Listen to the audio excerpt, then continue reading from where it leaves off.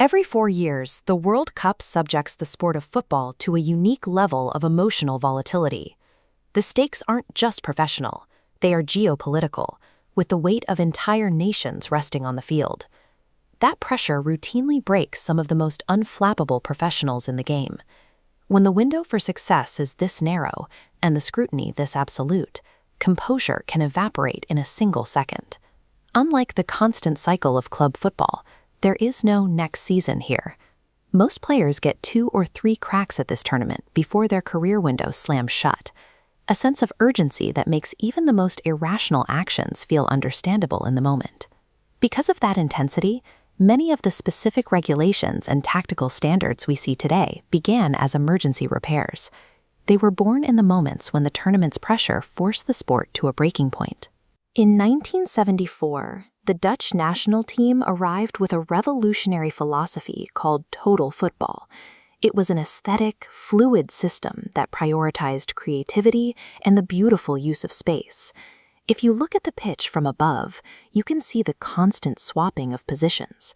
By refusing to stay in fixed zones, the Dutch could pull rigid defenses apart, overwhelming opponents with a system that seemed impossible to track.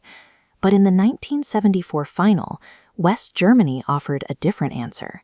They deployed a highly organized, physically imposing structure designed strictly to neutralize the Dutch flair.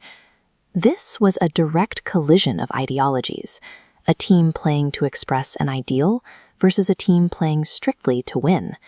West Germany's victory made it clear that aesthetic beauty is vulnerable to systematic organization. It set a pragmatic precedent that shifted the focus of global coaching, prioritizing the collective discipline that would eventually become the baseline for modern tactical play. By 1982, that pragmatism had turned into outright cynicism. During a group stage match between West Germany and Austria, the teams realized they could both advance by exploiting a mathematical loophole. The math in Group 2 was simple. A 1-0 or 2-0 victory for West Germany was the only specific result that would allow both European nations to qualify, while simultaneously knocking Algeria out of the tournament. Once West Germany scored early, the teams effectively ceased to compete. You can see the attacking metrics drop to 0 as both sides spent the next 80 minutes jogging and passing backward, content to protect the scoreline. This win-at-all-costs mentality escalated again in 1989. Chilean goalkeeper Roberto Rojas used a razor blade hidden in his glove to slice his own forehead, faking an injury from a crowd flare in an attempt to get the match abandoned and his opponents disqualified. These scandals proved the tournament structure was broken. It forced FIFA to mandate that all final group stage matches kick off at the exact same time, permanently closing the loophole that allowed teams to manipulate their results based on other games. In 1994, the pressure of the tournament reached a lethal breaking point. Colombia arrived in the U.S. during a period of national chaos, following the death of cartel leader Pablo Escobar. The national team was caught in the middle of narco-football, facing death threats from betting syndicates and cartels with massive financial stakes in the team's success. The team's captain, Andres Escobar, was a player of immense integrity. But in a match against the United States, he accidentally deflected a cross into his own net. It was a freak mistake that led to Colombia's elimination.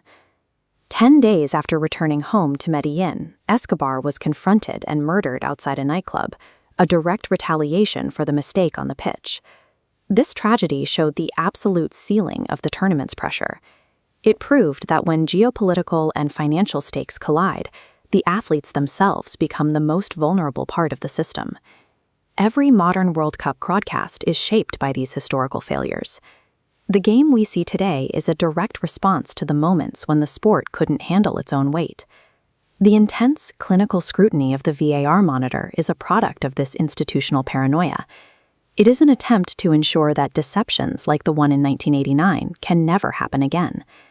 Even the simultaneous kickoffs and the heavy security protocols around the teams are protective scars. They are the defensive mechanisms that keep the tournament from repeating the tragedies of 1982 and 1994.